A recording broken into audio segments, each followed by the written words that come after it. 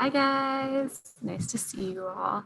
Hope you did well on Monday. Ms. Escajeda told me that you guys went through the 2.2a. So we'll go through that again as a class just to make sure that we're all solid on it. But today we're actually going to go over your 2.2b notes. So you can go ahead and open these. You have a copy of them in the Schoology Day 6 folder. I'm also going to put it in the classroom resources folder so you can access it. And we're talking about a standard normal distribution. So this is basically a graph of the z-scores. We always have a lot of variation in our distributions, and we've seen how we can label them so that sometimes, the mean might be 112. And if it has a standard deviation of 4, then the next number would be 116, right? But for this one, we're using what we call a standard normal distribution. So reading this, a normal distribution, it's where the mean is 0 and the standard deviation is 1. And that's what's called a standard normal distribution. So every value in this distribution is translated into a standardized score, which we know is a z-score. And we can use this to help us find the percent of numbers that are scrolling down to our standard normal table. So this is telling us that if we have a table, it can actually allow us to find the area of the shaded region of the curve under a certain number. And so this is called a z-table. We have some examples here, but before we get to that, actually I just want to show you the table. So this is my z-table. What we have here is along the left, these are your z-scores. So starting with negative 3.4. So these are going to go all the way from negative 3.4 up to positive z-scores. And what we can do is actually we can look up, okay, if my z-score is negative 2.52, okay, here's negative 2.5, but I want negative 2.52. So I'm going to come over 2 places to this one. That means that if my z-score is negative 2.52, the area of this shaded area is 0.0059, right? So that's very small because that's a z-score that's very negative. However, if we get to a bigger one, so if we scroll up to some positive z-scores, right? So here are my positive z-scores. Notice that this drawing now has the line all the way up here. So this is going to be the majority of the area, which means it's going to be greater than 0.5. So for example, if my z-score is 1.50, then my number is going to be 0.9332, which means that the area below that number is almost all of the area, right? 0.9332 is very close to 1. So this is how we can use this to solve our problems. Okay, for number 1, it wants us to shade the region of the graph and use the table to find the area. So number 1 has z is less than 0.58. That less than means that I'm going to shade to the left, right? So the first thing that I did is I just labeled my axis so that I know where 0, 1, 2, and 3 are. And then I drew my line with that 0.58. So it's somewhere between 0 and 1. And then because it said less than, I shaded to the left-hand side. And then I went and I looked up 0.58 in my tables, because I can't find my area unless I use a calculator, which we'll talk about next time, or tables.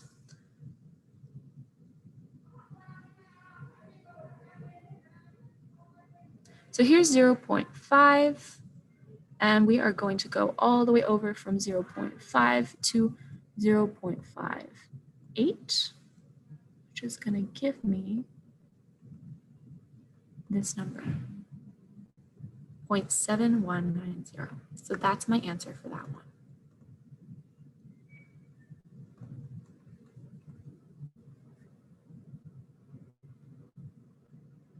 Notice that you would solve part B in the same way. But when we come to question 2, there's a difference here. And the difference is on that greater than sign. So instead of saying z is less than, this one's actually saying z is greater than 0.26, which means shade to the right. So again, I showed a line where 0.26 would be and shade to the right-hand side because it's greater. It's all the numbers greater than that 0.26. And then I looked up my area. And when you look this up, you're going to see the number is 0.6026. But that's not the answer I gave because that 0.6026 right here, that's actually the area on this side, right? My table only shows me the less than. And I don't want this, right? I want the greater than. So I know that the entire area is 1. So if I take 1 minus this less than side, it's going to leave me with the area of the greater than side. So my answer, 1 minus 0.6026 is 0.3974. And we could do the same thing for part B. Now the last one is a little bit more tricky just because they're giving you a two-sided inequality, right? So z is greater than negative 1.19. So I'm going to shade the area to the right of negative 1.19, but it's less than 0.26. So I'm shading the area between those two numbers, right? And this is something that you should be pretty familiar with from your algebra classes, and now we're just applying it to statistics. So the first thing I did again was to draw this graph, shade my area, and then I looked up the numbers. And when I looked this up, the number for negative 1.19 is that second number. It's 0.1170. And then the number for 0.26 again is 0.626. And I subtract those two. Now, why do I do it in that order? Because what I'm really doing is I'm taking the entire area covered by 0.26, which is all of this. It's everything in here. And I'm taking away the area covered by that 0.19, or sorry, that negative 1.19. That looks a little bit like vomit, but I took away that green area, leaving me only with the area between the two numbers. Hopefully that makes sense. Okay, so this is something that we'll practice more in class. That's why I left this side.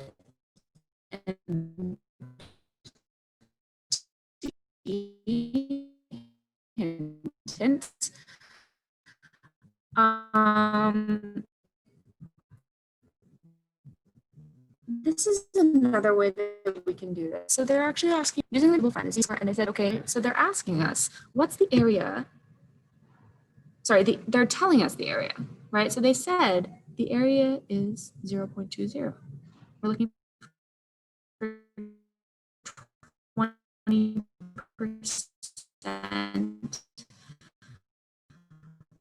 of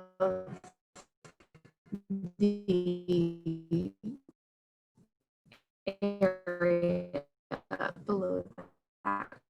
You can find the table, but you can show, okay, the meaning of this is 0, and I'm actually finding the area under that, where here's my 20%, right? So that's something else that you could label on here, right? You could actually have your 0.20 here. So I'm going to look up that 0.20. But notice that I'm not going to be looking it up here, right? I'm not looking for a z-score of 0.2.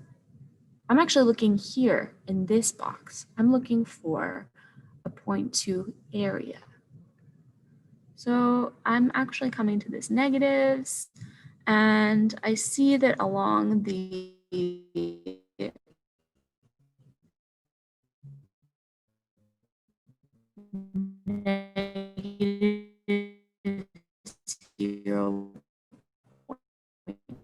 0.8. I'll draw a line under that so you can see. And the closer one of these two is that 0.2005. So I'm going to approximate and say that the answer is negative 0.84. We got that 4 from up here.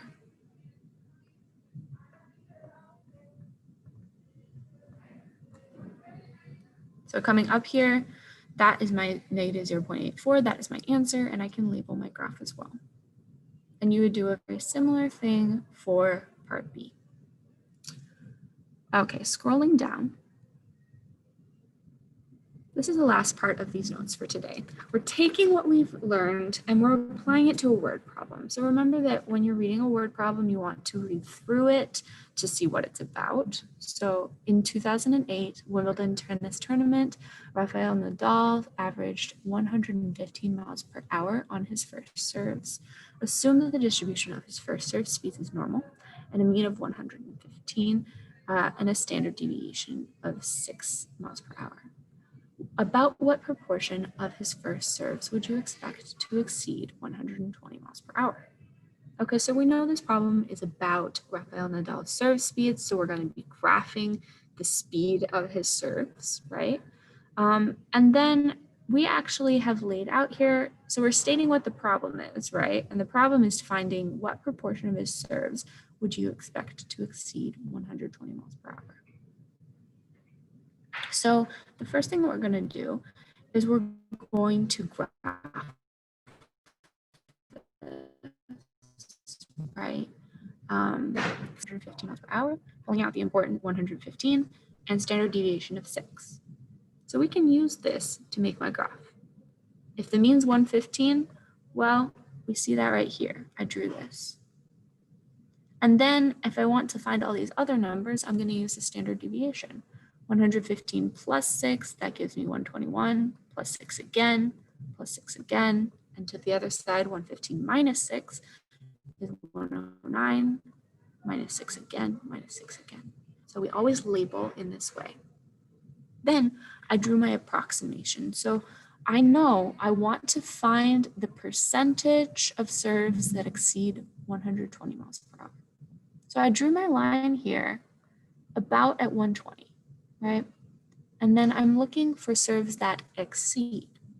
And exceed is an important word here. It means are greater than, right? So we're looking for greater than 120 miles per hour. So I shade to the left. Or I'm sorry, I shade to the right. Funny story, I always give directions wrong. I'm always asking people to turn left when I mean turn right. Okay, so I did this. And then what I want to do is I want to take this and I want to find the z-score because we can't look up 120 on my tables. That doesn't even show up, right? So I need to find what is the z-score for 120. So that means I'm going to do my value, 120, minus 115, which is my mean, divided by 6. And when you calculate that, you get 0.83 continuing. Now this is where this gets really nice that we have my table. I'm going to clear these drawings. I can look up that 0.83. So I'm going to scroll up again to my table. Okay, here's 0.83 and I get 0.7967. Okay, so I'm going to add this here. Okay. 7967, right? Now, is that my answer? No, because that 7967, that's too big. We're looking at an area that's less than half of my total. So it doesn't make sense for it to be almost 78%. Sorry, almost 80%. That number actually gives us everything under 120, right? So now I need to take this and I need to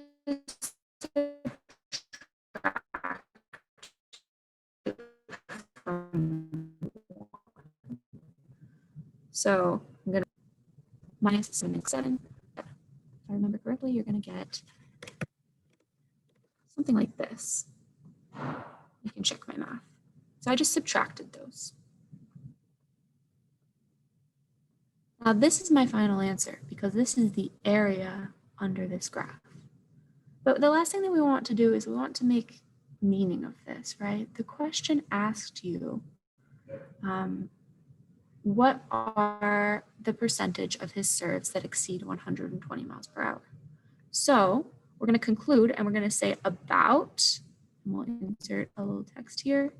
We're going to round that to 20, right? That 0.2033, that's about 20% of Nadal's serves are faster than 120 miles per hour. So you can go ahead and copy these parts down into your notes, and then in class, we'll try and solve this problem together. Thanks, guys, and I'll see you on Wednesday.